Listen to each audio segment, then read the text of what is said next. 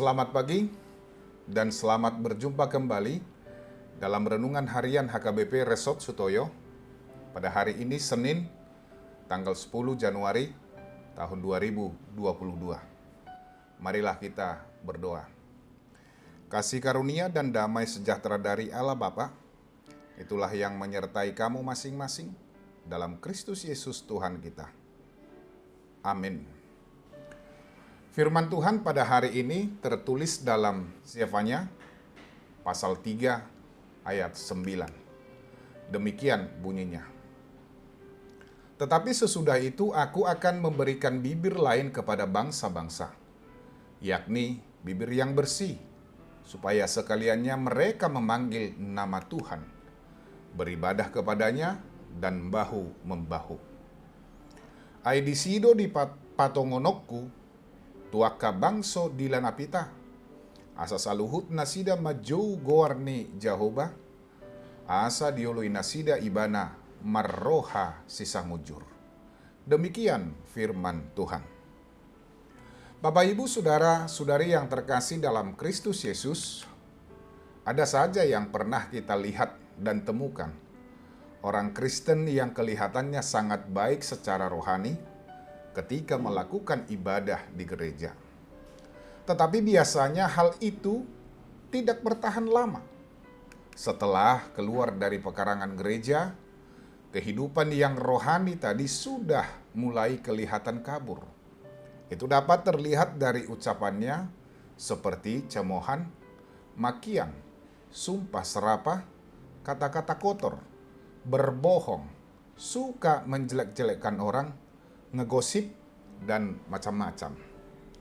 Yakobus dalam suratnya menuliskan, jika ada seorang yang menganggap dirinya beribadah, tetapi tidak mengekang lidahnya, ia menipu dirinya sendiri, maka sia-sialah ibadahnya. Yakobus 1 ayat 26. Juga ketika Yesaya menerima panggilan Tuhan, dia menyadari bahwa dirinya adalah orang yang najis bibir. Dengan menyadari hal inilah, dia memberi diri untuk dijamah dan diubahkan oleh Roh Allah. Untuk itulah bagi orang yang percaya adalah suatu keharusan untuk menjaga bibir atau ucapan, supaya ibadahnya berkenan di hadapan Tuhan. Orang yang memiliki bibir bersih adalah ketika mampu untuk mengekang lidahnya dari segala yang jahat, atau bebas dari segala ketidakjujuran. Mari perhatikan Mazmur 34 ayat 14. Jagalah lidahmu terhadap yang jahat dan bibirmu terhadap ucapan-ucapan yang menipu. Karena itulah pemazmur memohon, ya Tuhan, lepaskanlah aku daripada bibir dusta, daripada penipu. Mazmur 120 ayat 2. Dengan memperhadapkan berbagai macam kepentingan dalam hidup ini, bukan tidak mungkin banyak manusia yang terjebak ke dalam ketidakjujuran. Padahal kita sudah diingatkan dengan renungan ini untuk beribadah dengan bibir yang bersih dan bahu-membahu. Inilah syarat yang disampaikan kepada kita agar ibadah kepada Tuhan berkenan di hadapannya. Amin. Marilah kita berdoa.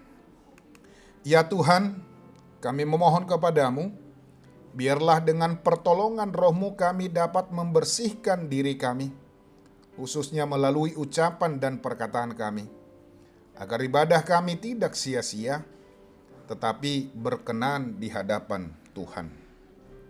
Amin. Bapak, Ibu, Saudara-saudari yang terkasih dalam Kristus Yesus, selamat pagi, selamat beraktivitas, salam sehat. Tetap jaga kesehatan dengan senantiasa memakai masker, rajin mencuci tangan dengan sabun, dan menjaga jarak dengan orang lain dengan menghindari kerumunan.